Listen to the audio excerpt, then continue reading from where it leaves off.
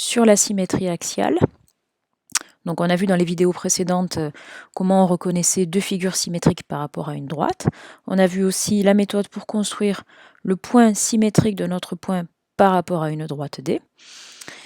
Et on va poursuivre la leçon dans cette vidéo en étudiant les propriétés, donc le 1.3, les propriétés de la symétrie axiale. Donc dans cette vidéo, on va voir cette partie-là, 1.3, les propriétés de la symétrie axiale, et juste en suivant, on verra quelques exercices sur e-parcours pour appliquer cette leçon que l'on vient de voir. Donc vous avez besoin de la fiche leçon numéro 2.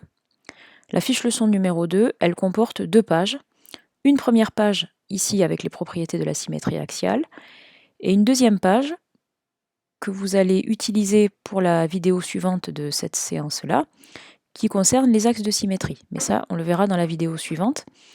Donc pour ceux qui ont une imprimante, vous imprimez les 2 pages de la fiche leçon numéro 2, et pour cette vidéo-là, vous prenez la première des 2 pages, celle qui comporte la partie propriété de la symétrie axiale, que vous collez sur votre cahier de leçons, à la suite de la première page de ce chapitre sur la symétrie axiale.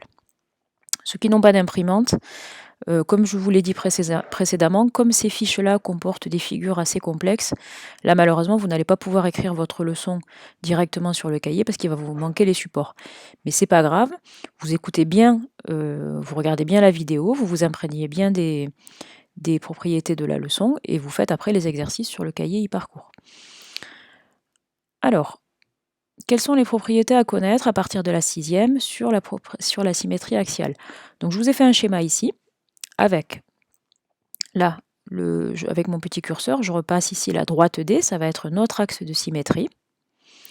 Vous avez sur la partie gauche la figure, toute cette figure-là, la figure F1, qui est assez complexe, qui comporte une droite, la droite D1, qui comporte ici un polygone, on a marqué des angles, on a marqué certaines longueurs, vous avez des points, et on a construit la figure F2, qui est la figure symétrique de F1 par rapport à la droite D. Donc voilà, vous voyez bien cet effet de miroir. Si on pliait, on imagine qu'on puisse plier le long de cette droite, la figure F1 et la figure F2 vont se superposer parfaitement. Donc le point de départ, c'est que nous avons deux figures, F1 et F2, qui sont symétriques par rapport à la droite D.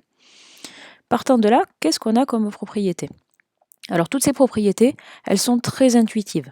Ça veut dire quoi? Ça veut dire que vous allez les sentir, vous allez voir qu'on va remplir au fur et à mesure la leçon, mais si vous écoutez ce que vous percevez de la figure, vous allez être capable, peut-être avant même que je les écrive, de me donner les propriétés.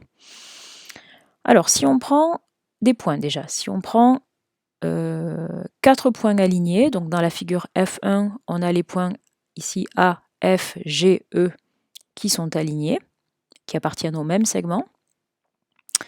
Leurs symétriques respectifs, on les a ici. Pour simplifier, vous voyez, on a pris les mêmes noms, mais on a rajouté juste le petit symbole prime. Donc, l'image du point A, c'est le point A', l'image du point F, c'est le point F', etc., etc. Eh bien, les symétriques de points qui sont alignés, qu'est-ce que c'est? Eh bien, ce sont également des points qui sont aussi alignés. D'accord? On va dire que la symétrie, elle conserve l'alignement. Si vous avez 3 points alignés, que vous fabriquez les symétriques de ces 3 points, vous allez obtenir forcément 3 points alignés. Donc là, c'est la propriété importante à retenir ici, que l'on écrit ici. Les symétriques de points alignés sont des points alignés.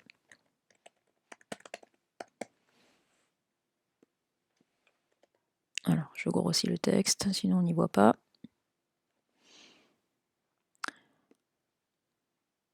Alors, vous êtes peut-être en train de vous demander à quoi vont servir toutes ces propriétés-là, parce qu'il y en a un certain nombre à écrire.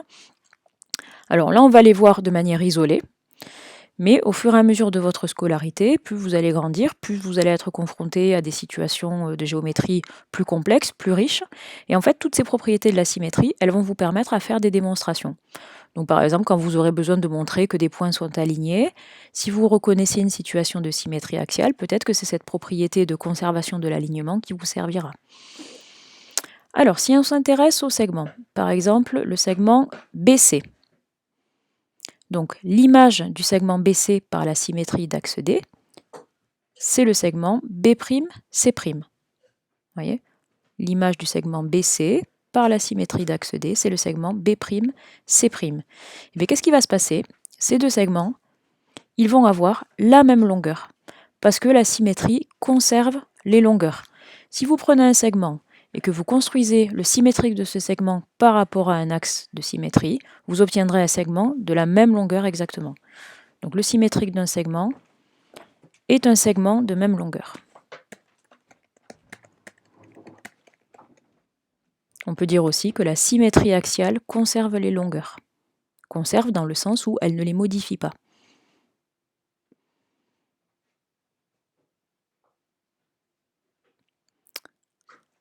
Après, on s'intéresse aux droites. Donc, dans la figure F1, on a la droite D qui est ici. On a construit son symétrique par rapport à l'axe D. C'est ici la droite D2. Donc, si on prenait en fait point par point, vous vous rappelez qu'une droite, c'est constitué d'une infinité de points alignés. Si on prenait un par un chaque point de la droite D1, on pourrait trouver son symétrique ici, qui fait partie exactement de la droite D2. Alors, tout ce qu'on va pouvoir dire, c'est que le symétrique d'une droite par une symétrie axiale est également une droite. Pourquoi? Parce que la symétrie conserve l'alignement. Mais c'est la seule chose qu'on va pouvoir dire. On ne va pas se trouver dans une situation d'avoir, par exemple, une droite parallèle. D'accord? Il n'y a aucune raison pour que l'image d'une droite par une symétrie axiale soit une droite parallèle à l'image de départ. Donc le symétrique d'une droite est une droite. Celle-là, elle est toute simple.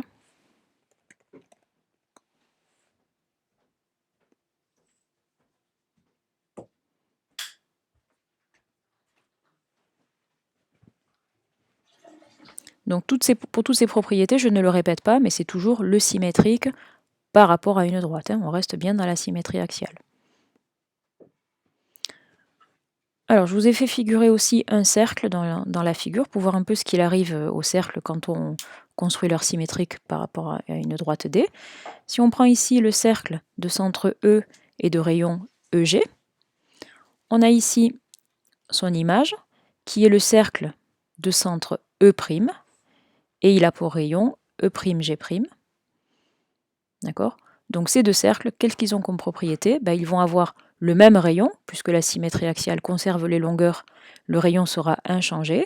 Et par contre, le centre du cercle image, ça sera l'image du centre du premier cercle. Donc le symétrique d'un cercle de centre E est un cercle de même rayon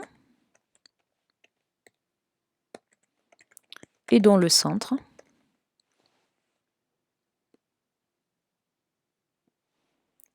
est le symétrique du point E, qui est le centre du cercle de départ.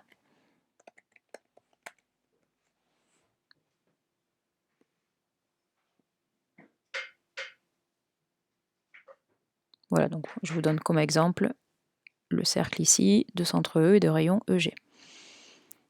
Alors, au niveau des angles, maintenant, qu'est-ce qui se passe? Si on s'intéresse, vous voyez, vous vous rappelez le symbole des angles, là, avec le petit arc de cercle? Donc là, on a représenté l'angle CDE, que vous pouvez appeler aussi EDC, comme vous le souhaitez. Donc l'image de cet angle, on la trouve ici, en miroir. C'est l'angle E'D', C'. Et si vous prenez votre rapporteur pour vérifier, vous allez vous rendre compte que ces deux angles-là, cet angle-là et son image par la symétrie d'axe D, ont exactement la même mesure. La symétrie, elle conserve la mesure des angles également, comme elle conserve la longueur. Donc vous voyez que tout ça, ça reste très intuitif.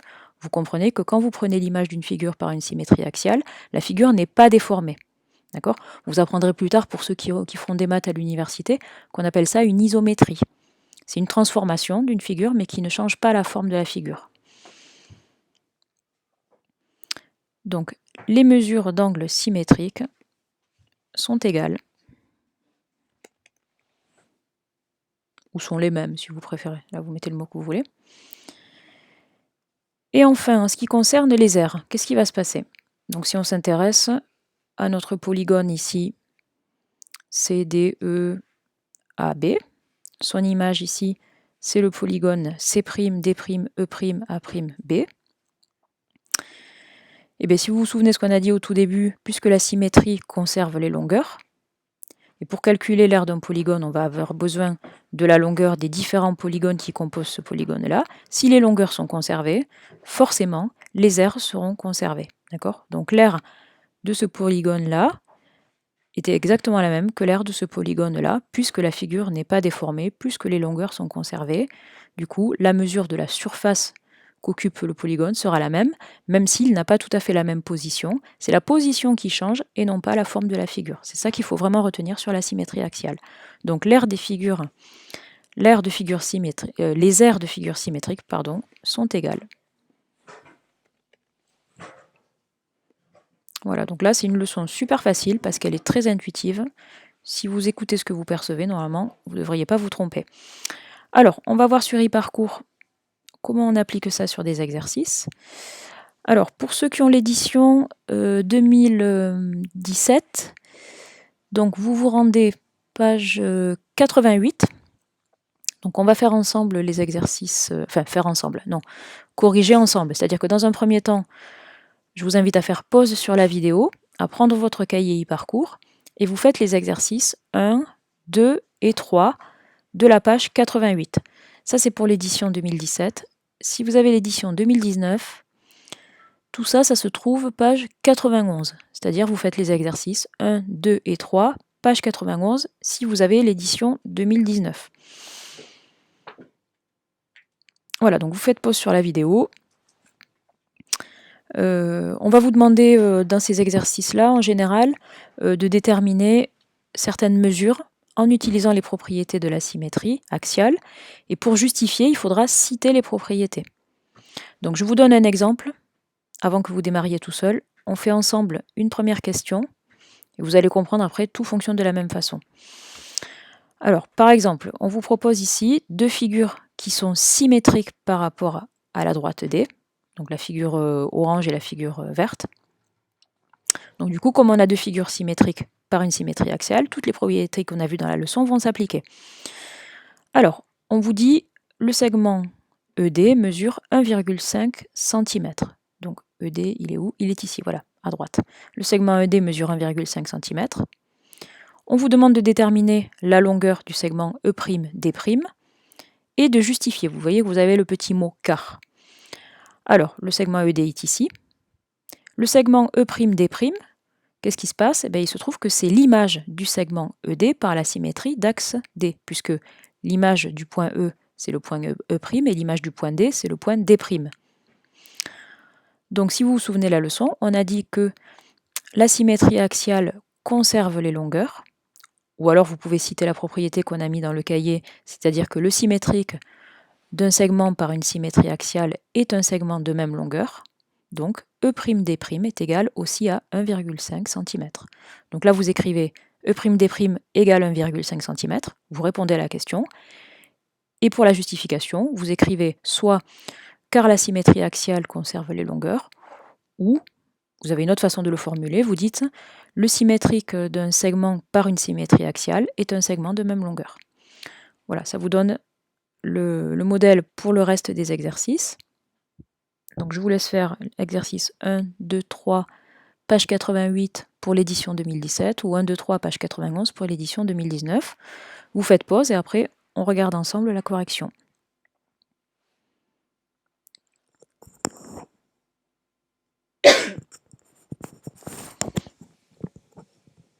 Alors, normalement, vous avez fait tous les exercices, ou au moins vous y avez réfléchi, vous avez essayé, et on va voir ensemble la correction de ces 3 exercices.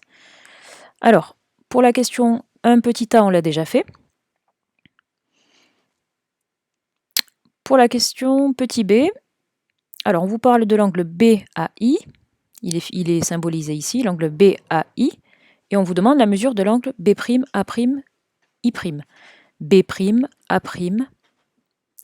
ici ils ont oublié la lettre, pardon, ça je ne m'en étais pas rendu compte. Est-ce que c'est un bug d'affichage? Je ne sais pas. Hop. Ah si, voilà, c'est un bug d'affichage, il est là, voilà. B'A'I'. Donc cet angle-là, comme c'est le symétrique de cet angle-là par la symétrie axiale, et comme on a vu que la symétrie axiale conserve la mesure des angles, en tout cas l'image d'un angle par une symétrie axiale est un angle de même mesure, on va pouvoir en déduire que B'A'I' mesure également 45 degrés, car, donc là ça a été formulé comme ça, la symétrie axiale transforme un angle en un angle de même mesure. Alors si vous ne l'avez pas exprimé tout à fait de cette façon-là, mais que l'idée est la même, c'est acceptable aussi, d'accord? Après, donc une fois que vous avez compris le principe, vous vous rendez compte que les exercices sur les propriétés de la symétrie axiale ne sont pas difficiles. Alors on nous propose également deux figures symétriques par rapport à l'axe D.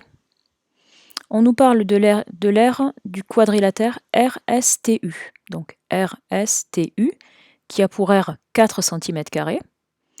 Et on nous demande quelle est l'aire du quadrilatère R'S', T'U'. Bon, ben, ce quadrilatère-là, c'est l'image de ce quadrilatère vert. On a vu dans la leçon que la symétrie axiale conserve la mesure des aires, d'accord ? L'image d'une figure par une symétrie axiale est une figure qui aura la même aire. Donc là, ici, on répond 4 cm². Attendez, c'est un peu trop grand pour que je puisse vous afficher la correction. Voilà. La symétrie axiale transforme une surface en une surface de même aire. Vous pouvez mettre figure à la place de surface, ça marche aussi. Et après, on nous parle du rayon du demi-cercle de diamètre RU. Donc ce demi-cercle, c'est l'autre partie de la figure. Ok. Donc ici, on a l'image de ce demi-cercle, qui est un demi-cercle de même rayon. Donc le segment R',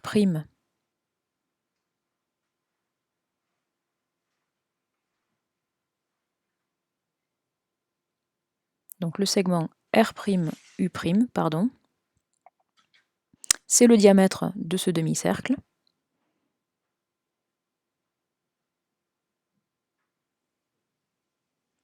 Et le rayon de ce demi-cercle ici, qui est l'image du demi-cercle vert, ben le rayon aura la même longueur, c'est-à-dire 1 cm.